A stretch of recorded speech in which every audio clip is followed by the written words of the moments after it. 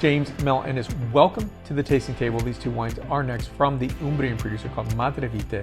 They are Gamay del Trasimeno dark wines, which means they are Grenache wines. I'll give you a backgrounder on that, my thoughts and point score on each of these wines, so stay tuned.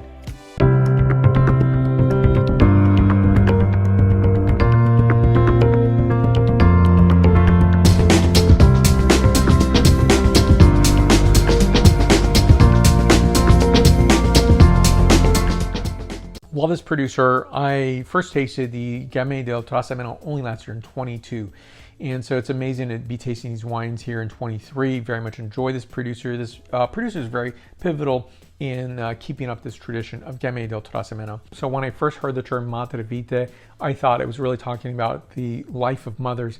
So after filling the barrel, Umbrian wine producers would put the Madrevite on the top. It's a wooden threaded spigot that closes the barrel. You know, one thing I do notice is just because the word Gamay is present, people still associate this wine with being a Gamay wine, which is not the case whatsoever. And even tasting these wines, they do not taste like a Gamay wine, nor should they. And I definitely love Gamay, there's no doubt about it. But these wines are not Gamay wines, they're Grenache wines. Now, first of all, talk about this producer.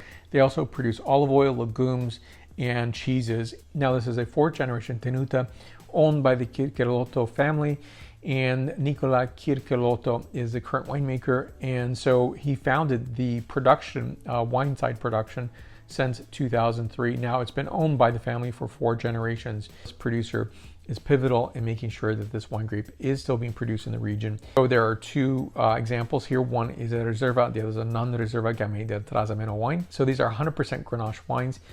And so when I look at this particular wine grape variety, the first question is, why is it called Gamay as opposed to, say, Grenache del Trasimeno? So the Spanish, the Aragonese, bring the Grenache Garnacha grape to this region as well as southern Italy, and that's in the mid-1500s. Eleonora Mendoza marries Fulvio Alessandro del Cornia, the last lord of Castiglione del Lago. And in 1610, she brings some Garnacha vines, and that's a sign of good luck. Later becomes part of the Napoleonic Empire. So for about 15 years, it is French dominated. In fact, the region Trasimeno becomes the Département du Trasimène. And so when I think about that particular execution in terms of the French dominating this region for that 15-year period, they probably stumble across this in terms of, say, trade. And so what is being traded between this part, central Italy, Trasimene, is going to southern France. And there's a misidentification. It is probably people who are not involved in terms of, say, the wine trade, and they actually misnamed this. And so it's thought of the merchants in southern France misnamed this in terms of calling this a Gamay wine. It is the French who are very influential. They changed the name of this, and I believe it starts off from Trasimene or Trasimeno, and it's being transported, and before it transports out, I'm sure it's being taxed, and also the name is being applied as a Gamay wine. So the French administrators probably renamed this, and these administrators probably did not have the education in wine and applied this name, is what I'm thinking. And ultimately, when I think of that as well, is that these operatives were not necessarily, these operatives administrators were not really familiar with wine. They tasted wine, and they probably were very familiar with Gamay. And coming from Paris itself, you would have had a lot of Gamay in that region. And if you're from that region coming to Italy in the central part in Umbria, you might mistake that for this wine grape. And it depends on the vinification. And so ultimately, even if you vinify it with a higher maceration or lower maceration, I still think it's identifiable as a Garnacha or Grenache wine. And ultimately, when you think of the word Garnacha, that would have been a name grape that would have been utilized in the Iberian Peninsula. This would not have been the name, Garnacha would not have been the name utilized in southern and South Italy, simply because the name would have sounded unusual. It would be Garnacha. I do not have any other information in terms of how this grape was named before it became a Gamay del Trasimeno grape. So this is the Opra. This is the Gamay del Trasimeno dark wine. This is a non-reserve 22 vintage. Back label for you to look at here, 13% ABV. So this is 100% Gamay del Trasimeno. I'll refer to that in this video, not Garnacha. The grapes are manually harvested, spontaneous fermentation. Maceration on the skins will vary depending on vintage, and the refinement on this wine is 10 months in concrete and 3 months in the bottle prior to release. And so this is a very familiar, Grenache colorization to this wine. It's a very nice vitreous medium to light garnet colorization. So here we go with the notes on this wine. So I like the very nice rich red fruit character, savory notes, deciduous forests in fall time, as well as espresso and violets. Next is the palate characterization. So a beautiful red fruited character on the palate, a notation of early season red cherry, chocolate pepper, flowers, as well as graphite. This wine is 94 points out of 100 points. Next, we're gonna go on to the Cosa wine. Now here's this label right here. This is a Madrevite Cosa Gamay del Trasimeno, DOC Riserva. This is a 20 vintage. Here's the back label, actually the side label, there's no back label here. So in the Umbrian dialect, the word cosa means let go and work. So this is a 14.5% ABV wine, and this wine is 100% Gamay del Trasimeno. Now, this is an homage to the American New York artist Jean-Michel Basquiat. I think it's absolutely beautiful. I love this label. I saw it last year, and I thought it was very intriguing. And the wine is really captivating and got my attention last year, and glad to be tasting it this year.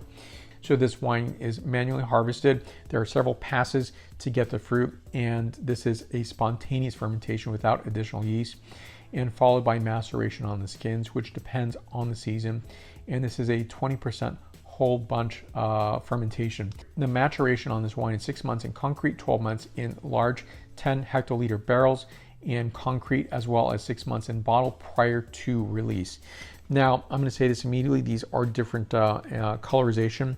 This is a little darker, I would say, in the colorization style here. This is going to be a medium garnet colorization, slight vitreous, not like the Opra wine. And so if you have a different preference, you might try both of these and see which one is your favorite wine. I definitely enjoy both. I think this is a very nice wine for charcuterie, but also for a main entree such as a salmon, or even just a pork or lamb dishes or duck. And so there's a lot of ways to go with a Gamay del Trasimeno wine.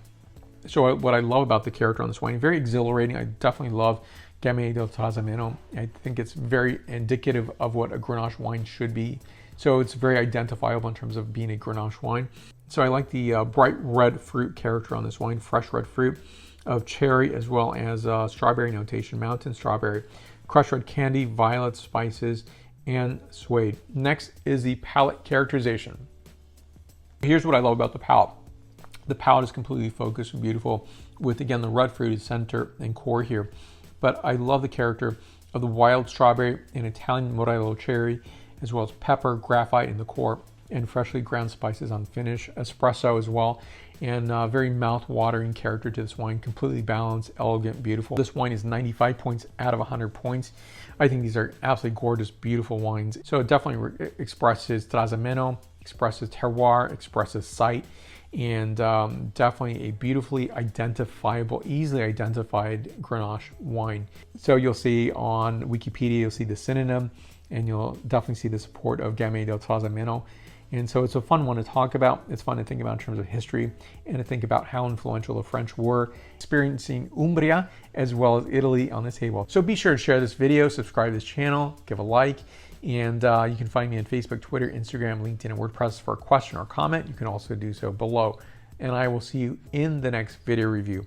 Salute!